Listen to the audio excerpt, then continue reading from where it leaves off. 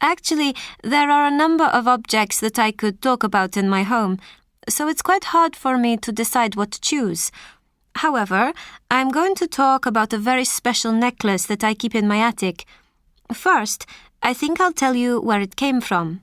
Basically, it was an inheritance from my grandmother, who was 95 years old when she died.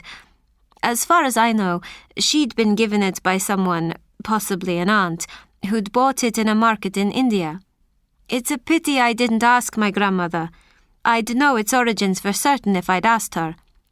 Anyway, undoubtedly it's ancient now, probably an antique, although I've no idea what it's worth.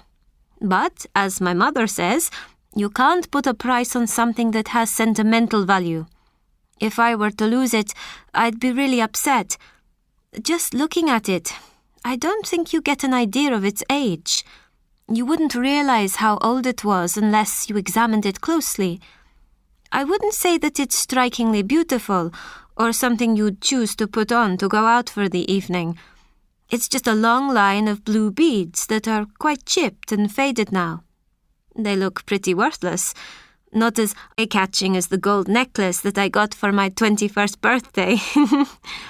Actually, I don't use the beads for anything because, as I said earlier, I don't wear them. They're not at all fashionable. In fact, I don't really like beads, but having said that, I'll always keep them. If I were to throw the beads out, I wouldn't be able to forgive myself. I'll pass them on to my children so that they become an equally important family treasure for them. It's funny to think, but if it hadn't been for my granny's aunt, I wouldn't have inherited that necklace.